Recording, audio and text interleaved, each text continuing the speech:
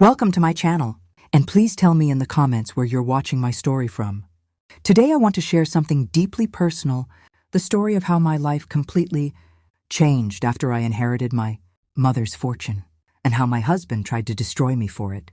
My name is Emily. For years, I believed in love, in marriage, and in the promises people make. Mark and I met in college. He was charming, ambitious, and made me laugh like no one else. I thought I had found my forever. We got married young, full of dreams, plans, and endless I love yous. But life has a strange way of revealing the truth. When my mother fell sick with cancer, Mark was supportive, at first. He helped with hospital visits, brought her flowers, even made her soup. But as her condition worsened, his patience began to fade. He'd sigh when I talked about her, roll his eyes when I cried, and sometimes disappear for hours without telling me where he went. Then, the day came when my world broke apart. I lost my mother. I remember sitting by her bed, holding her cold hand, whispering that I'd make her proud. A week later, I was called to her lawyer's office. I went there expecting sadness, maybe some old letters or memories. Instead, I heard words that changed everything. Your mother left you her entire estate, Emily. You are the sole heir. Her estate, her business, her house, her life savings. I didn't know whether to cry or be grateful. It was overwhelming, but Mark's reaction was even more so. His eyes lit up with something unfamiliar. Not love, not relief. It was greed. He hugged me, kissed my forehead, and said, "This changes everything, Em." And for the first time in years, his voice didn't sound warm. That night, I couldn't sleep. I had no idea then that my inheritance wasn't a blessing. It was the beginning of my nightmare. The days after the inheritance were strange. Mark became overly attentive.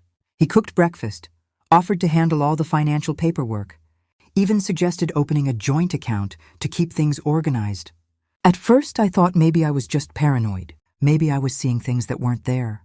But then, one evening, I overheard him whispering on the phone. His tone was low, careful, and cold. He said, "Once it's all in my name, I'll be free. She won't even see it coming." I froze. He was talking about me. That night, I couldn't eat, couldn't breathe. My hands were shaking. I wanted to confront him, to scream, but something told me not to. I needed proof. I needed to know how deep this betrayal went. So I pretended. I smiled at breakfast, kissed him goodbye, and said, "I love you," while inside, my heart was breaking into pieces. When he left for work, I searched his laptop. My hands trembled as I went through his folders. And there it was, an email draft to a divorce lawyer, dated weeks before my mother's death. The subject line said, "Property and Asset Distribution Plan." He had already been planning my financial destruction. Even before I inherited a cent, I called my mother's lawyer the next day and told him everything. He listened quietly and said something I'll never forget. "Your mother was a wise woman, Emily. She anticipated this." Then he handed me a sealed letter from my mother. My heart pounded as I opened it. "My dearest Emily, I know you trust Mark, but I've seen the way he looks at you. Not with love, but with ownership. Protect yourself. I've set up everything in your name only. No one can take it from you. Remember, my child, love without respect is just control." Tears rolled down my face. My mother had saved me, even after death. A week later, Mark came home with a strange calmness. He sat across from me, looked into my eyes, and said, "Emily, I think we should go our separate ways." Then he placed an envelope on the table. Divorce papers. I felt my world collapse. My knees went weak, my heart raced. I whispered, "Why now?" He shrugged. "We've grown apart. It's not about the money." But I saw through his lies. I knew exactly what he was doing. Still, I signed the papers, not out of weakness, but strategy, because I knew the law was on my side. When his lawyer reached out, demanding half of my inheritance, my mother's lawyer sent over the trust documents. The entire inheritance was legally protected. Mark couldn't touch a single penny. When he found out, he completely lost control. He screamed, threw things, called me names. "You used me," he shouted. I stood tall for the first time. "No, Mark, you used me. You just didn't get what you wanted." He stormed out of the house that night, and as the door slammed shut, I felt both pain and freedom. A month after Mark left, I got a call from the lawyer again. "There's one more thing your mother left behind," he said. When I arrived, he handed me a small USB drive. Inside was a video message from Mom. She looked tired but peaceful. Emily, my love, if you're watching this, it means the truth has come out. I want you to know I'm proud of you, not for being strong, but for being kind in a cruel world. This money isn't your reward, it's your shield. Use it to build the life you deserve. I cried for hours. My mother had not only protected me, she had planned everything to make sure I could stand on my own. After that, I sold our old house, the one Mark and I shared, and moved to a smaller one near the coast. I needed distance from everything. But deep down, I knew my story wasn't over yet. 6 months later, Mark came back. He called me one night, his voice trembling. Emily, please, I need to see you. Against my better judgment, I agreed. We met at a cafe. He looked different, thinner, exhausted, and desperate. He said, I made a mistake. I thought money would make me happy, but it destroyed me. Please give me another chance. I looked at him for a long moment and asked, would you still be here if Mom hadn't left me anything? He went silent. That silence told me everything. He wasn't here for love. He was here because he had nothing left.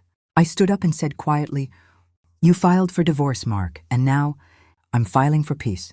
Then I walked away. I didn't look back. That night, I finally slept without nightmares. Life after betrayal is strange. You don't trust easily. You question every smile, every word. But slowly, I started rebuilding. I took over my mother's small business, a floral shop, and turned it into something beautiful. I opened new branches, hired women who needed second chances, and created a foundation for victims of emotional and financial abuse. Helping others healed me. One day, a young woman came to me crying. Her husband had taken her money and left her alone. I held her hand and said, you'll rise again, just like I did. That was the moment I realized my pain had a purpose. 2 years later, I received a handwritten letter. It was from Mark. He wrote, I was blinded by greed. I thought happiness was measured in money, but I was wrong. You were the best thing that ever happened to me, and I destroyed it. I don't expect forgiveness, but I needed you to know I'm sorry. I sat there in silence for a long time. Then I smiled softly. I didn't feel anger anymore, just peace. I didn't reply to his letter, because sometimes silence is the loudest answer. Today, it's been 4 years since everything happened. I live alone, but I'm not lonely. I spend my mornings tending to my garden and my evenings reading by the sea. Every day I thank my mother, not for the money, but for the wisdom she gave me. Love should lift you, not trap you. I'm telling you my story not for sympathy, but for strength, yours and mine. If someone watching this is going through betrayal, heartbreak, or manipulation, please remember, your worth isn't measured by what someone takes from you, but by what you survive. Thank you for listening to my story. Don't forget to comment below and tell me where you're watching from. And remember, kindness isn't weakness, and walking away doesn't mean you lost. Sometimes walking away means you finally won. This is Emily signing off. Stay kind, stay brave, and never let greed define your love.